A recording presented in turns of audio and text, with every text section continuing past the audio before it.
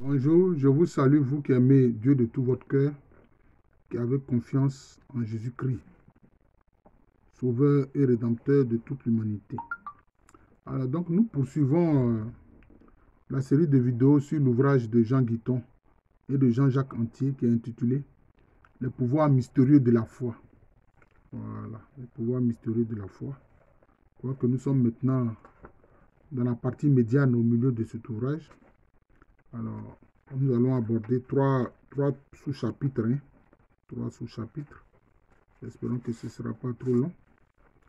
Alors, Jean-Jacques Antier, par exemple, dit, dans ses perspectives, s'intègre l'idée de survie après la mort que l'on retrouve dans toutes les religions.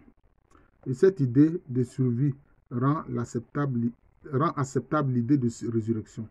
Mais il convient au préalable de rendre acceptable l'idée de survie. Et Jean Guiton prend la parole pour dire, après ce seuil de non-retour, qu'est la mort organique, seuil où commence la corruption, la vie dans les cadavres poursuit son œuvre. Et cette résistance à la mort, au milieu de la mort, a son analogue dans certains états, comme le sommeil ou le coma. C'est pour ça qu'il y a un proverbe chez les Nzema, un Sugupakan qui dit, si tu ne connais pas la mort, regarde le sommeil. Un zéoula, n'y en a frais. Si tu ne connais pas la mort, là, regarde le sommeil, observe le sommeil. Voilà. Donc c'est ça. Un jour, la science sera amenée à étudier ses possibilités de super-vie dans des expériences sur l'hibernation. Domaine inexploré ou mal exploré, sauf peut-être, nous l'avons vu, par ces mystiques hindous ou chrétiens qui se sont efforcés de résister à la douleur et à la mort, non par une technique opératoire et médicale, mais par une ascèse de non-résistance au mal et à la douleur, par une adaptation à la mort fonctionnelle, en vue de se préserver de la mort organique. C'est l'idée de tout ascétisme. Ceci est particulièrement évident dans la vie de Marthe Robin, devenue physiologiquement une sorte de cadavre, mais combien vivant, puisque c'est athée notoire qu'est votre ami, le professeur Couchoud, disait qu'elle n'était qu'un cerveau et sans doute la plus lucide de son temps. Voilà, c'est ce que ce professeur-là disait de Marthe Robin. Marthe Robin n'est nullement un paradoxe, car c'est qu'un ascète, sinon celui qui diminue en lui les fonctions vitales, celle de la reproduction dans la chasteté, la fonction d'alimentation dans le jeûne et l'inédié. L'inédié, c'est le fait de ne pratiquement pas manger. La fonction de communication dans l'isolement cellulaire, la fonction d'autonomie dans l'obéissance, la fonction de dispersion mondaine dans l'adoration et la prière, cela en vue de susciter ou d'exalter en lui certaines fonctions volitives ou cognitives qui sont assoupies dans la vie ordinaire. Par la continence, l'ascète obtient une purification de l'intelligence qui lui permet de voir et de comprendre des réalités que le libertin ne connaît pas. Celui qui jeûne voit son attention s'aiguiser. Vous voyez ce qu'ils disent. On peut admettre qu'une certaine activité vitale se produit au-delà de la mort. Pour l'étudier, il faudrait observer la conservation des cadavres, ce qui se heurte à des interdits sociaux. Or, l'Église les a levés pour les cas d'exhumation en vue de canonisation et parfois on a découvert, nous l'avons dit, des phénomènes de conservation ou de parfum, de libation d'huile, qu'ils appellent myroblite, ou de luminescence. La science ne s'intéresse guère au cas singulier, elle exige des phénomènes répétitifs. Oui, parce que pour pouvoir expérimenter, c'est comme ça. C'est ça le problème de la science. Voilà, donc c'est un peu ça. À notre époque, avec le moine libanais Charbel Maklouf, aurait un intérêt pour la connaissance de la vie et de la mort, des possibilités pour l'homme de survivre ou de subsister dans un milieu privé non seulement de nourriture et d'eau, mais d'atmosphère. L'idée nouvelle fondamentale serait que les phénomènes ascétiques et mystiques d'inhibition de la vie fonctionnelle pourraient tendre à augmenter l'autonomie de l'individu par l'intégration progressive au milieu extérieur au profit du perfectionnement du milieu intérieur. Voilà. Alors, il est dit ici que le Seigneur Jésus-Christ est apparu à Marthe Robin et lui a dit: veux-tu être comme moi? Demande le Christ à Marthe Robin. Je remarque aussi que le Christ invite à redevenir comme de petits enfants. Une régression qui n'a pas toujours été comprise. En fait, moi, je pense que ça, être comme un petit enfant, c'est l'humilité, en fait. Et l'enfant, il a tellement confiance en ses parents. Voilà. Il a une grande confiance en ses parents. C'est un peu ça, en son père, en sa mère. Je pense que c'est à ça que le Seigneur Jésus-Christ veut nous amener quand il dit de devenir comme des petits enfants. Alors, un autre sous-titre, ils écrivent « Toute mutation est verticale ». Selon les spécialistes de la mystique, Kourès est plus près de nous, le père Thurston et le docteur Larcher. Les tendances ascétiques et mystiques semblent régressives, donc négatives, puisque la chasteté ramène à l'état d'enfance, l'inédié au nouveau-né, l'apnée et la nourrit au fœtus, l'arrêt du cœur à l'embryon, la biostasie à l'ovule. Mais c'est là une vue purement humaine, liée à l'idée horizontale du progrès. En réalité, cette rétro-évolution récapitule à rebours le développement. Elle superpose un cycle progressif et horizontal de la vie biologique, un cycle vertical tout intérieur. Toute mortification spirituelle, à condition d'être purifiée du dolorisme d'autrefois, est une vivification. Elle accroît l'indépendance du microscope par rapport au macroscope. C'est cette régression qui intensifie chez les grands mystiques certaines capacités spirituelles de mémoire, de perception, de prophétisme. Le docteur Larcher a montré que la chasteté et la mortification sont favorables à l'élaboration chimique de certaines odeurs de sainteté, qui ont des propriétés spirituelles, que l'inédié et l'énérie s'accompagnent souvent d'une intériorisation fétale des sources du sang, d'une exaltation des facultés de paraperception ou de vision, que l'apnée des grands extatiques est liée à la lévitation qui les fait flotter dans l'air comme un embryon dans les eaux mères, dans les eaux de sa mère.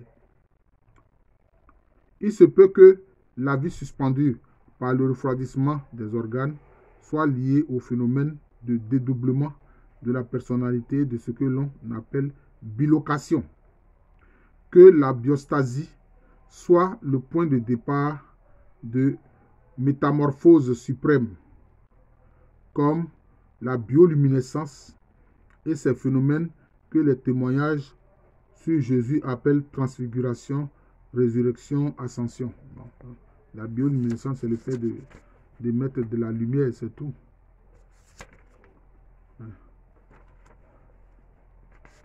Alors, ils disent aussi, il y a un autre sous-chapitre qu'ils ont intitulé « La souffrance, une porte au fond d'une impasse ». Alors, Jean-Jacques Antier dit « Voulez-vous que nous revenions sur le rôle de la souffrance dans ce passage de mutation? Il me semble capital.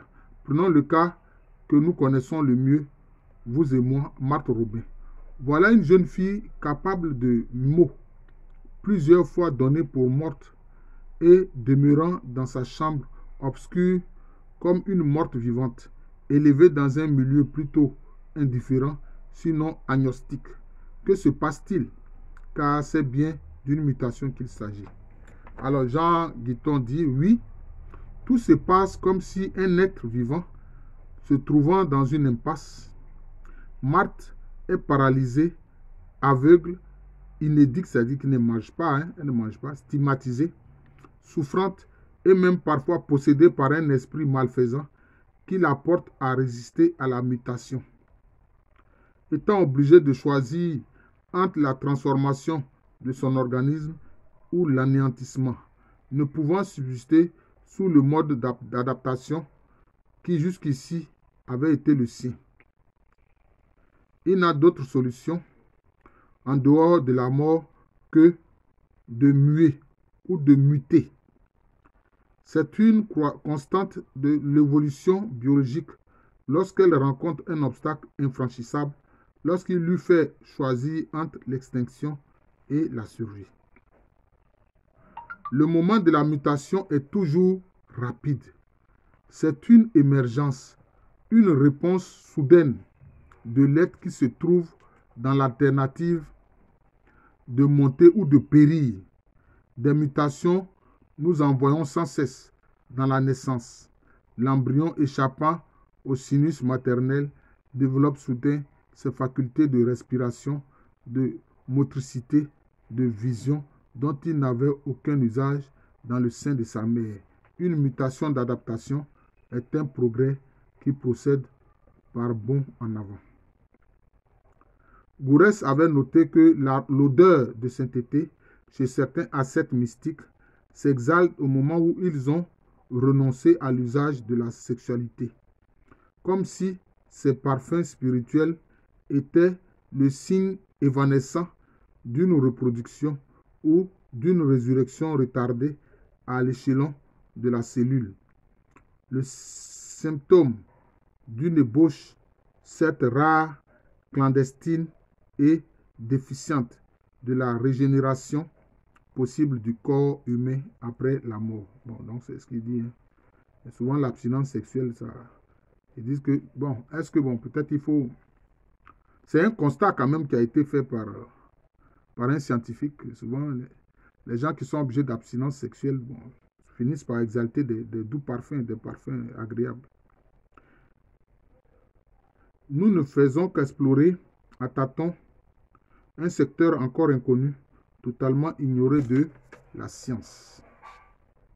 Nous avons raisonné comme si l'homme et la connaissance étaient achevés, comme si l'évolution de l'homme et sa pensée ne concernent que des accidents secondaires apportant des perfectionnements et non des mutations radicales.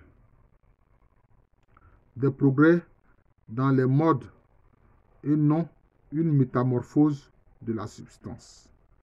Essayons de nous élever plus haut que la nature, le mouvement de nombre, l'espace et le temps, plus haut même qu'une humanité somatisée, c'est-à-dire